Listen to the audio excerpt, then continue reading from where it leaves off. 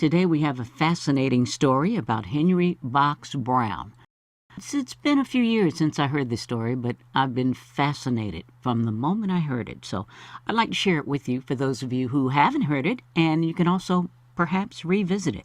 Mr. Brown was born around 1815 or 16 in St. Louis County, Virginia. Back then, they didn't document the slave's birth, so it's always kind of iffy as to when they were born, usually not an exact date, until around perhaps 1870.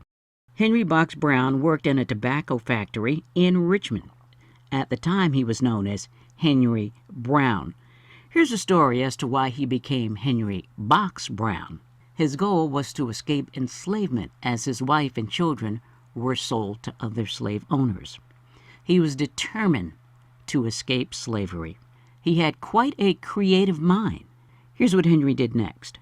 In 1849, Mr. Brown paid $86 to ship himself, parcel post, in a 3-foot by 2-foot crate from his master's home in Richmond, Virginia, to Philadelphia. It was a 27-hour trip.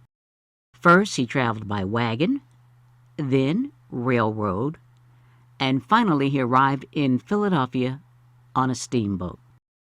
An anti-slavery group Unboxed Mr. Brown. From that point on, he became Henry Box Brown. He did survive the 27-hour trip. Once freed in Philadelphia, he continued to work as a showman.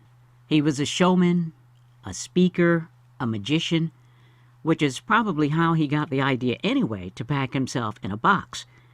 It was just another one of Henry's magic tricks. And he succeeded. Mr. Brown died in Canada in 1897, the place of his birth. There's so much research you can do to learn more about the life of this amazing man. Pass it on so we never forget. There's a children's book by Ellen Levine. There's a play written by Tony Kushner, a novel called The Disappearing Man by Doug Peterson. There's also a book by Sally Walker called Freedom Song, and a film called Box Brown. Henry Box Brown also has a street named after him as of February 1st, 2024, as part of Black History Month. There's also a monument to Henry Box Brown, and it's located along the Canal Walk in downtown Richmond, Virginia. So next time you visit Richmond, Virginia, take a walk along the Canal Walk. In 2012, Louisa County set a historical marker honoring Mr. Henry Box Brown.